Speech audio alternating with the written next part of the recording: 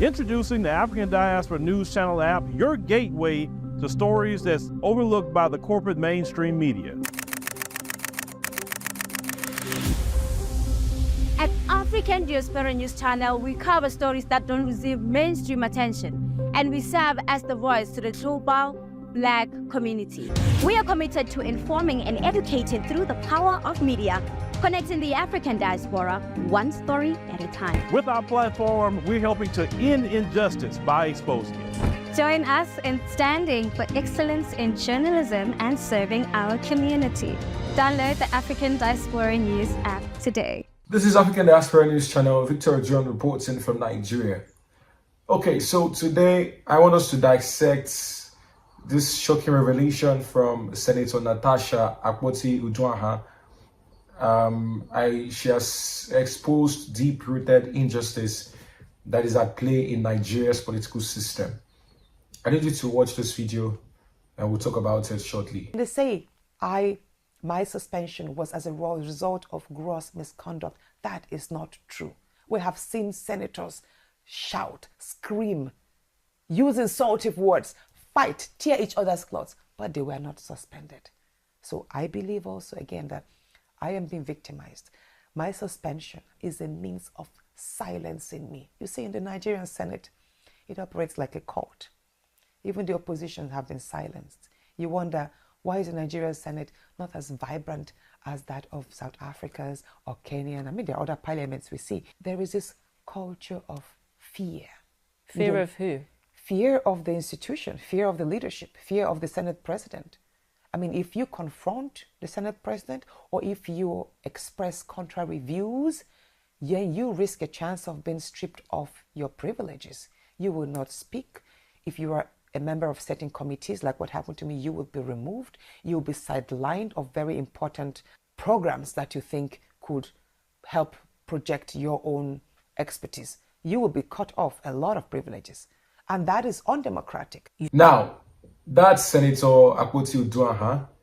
Recall I brought you a report of how she was suspended from the Nigerian Senate for being recalcitrant, according to them, for disobeying Senate rules and authorities.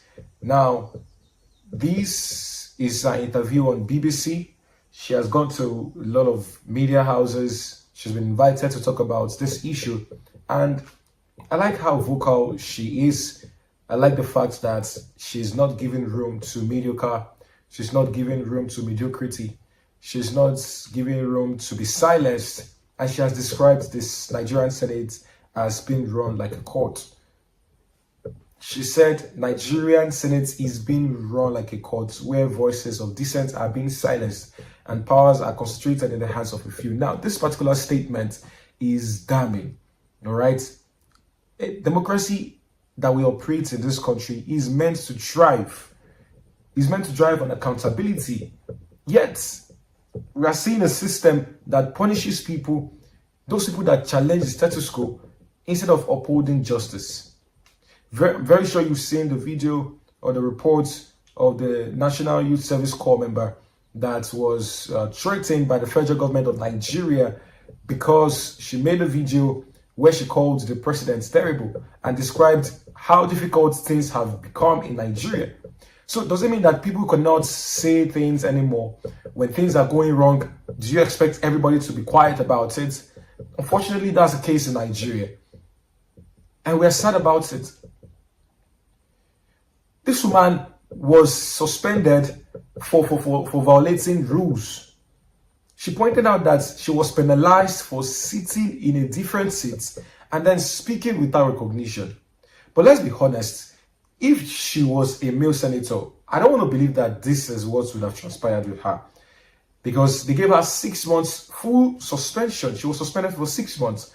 And she was not just suspended for 6 months. All security aids were withdrew from her. Every security orderly was taken off her.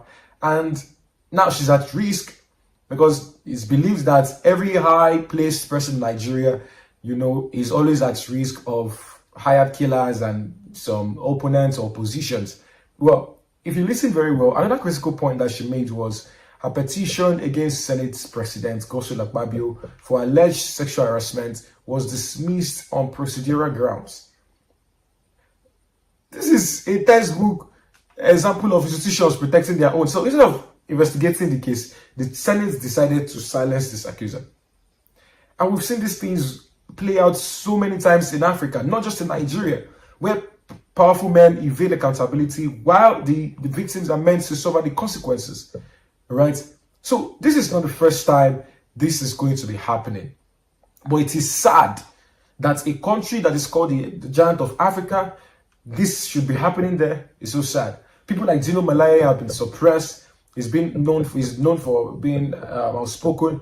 Former Deputy Senate President Ike Ekweremadu was also, silenced in a way.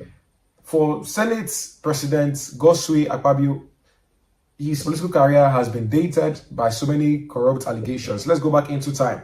During his tenure as Akwa Ibom State Governor, he was accused of embezzling funds, though he managed to evade prosecution. In 2020, when he was the Minister of Niger Delta Affairs, he was at the center of a corruption scandal that involved, the management of funds meant for the NDDC. Despite all these controversies, he has continued to rise politically. How can you be rising politically when you are in the middle of controversy? There are so many controversies surrounding you and you are rising. So these are the things that this woman said, that they are wrong. This is what this Nigerian Senate is. If you are against one person, if you go against one person, every other person goes against you. Anyways, what's your thought about this thing? Let me hear what you have to say about this. What's your comments? This woman is calling the hypocrisy of his system, calling it out, the violence, the exploitation, people that are seeking justice are the one being punished. What's your thoughts? My name is Victor Odion. I report for the African Diaspora News Channel.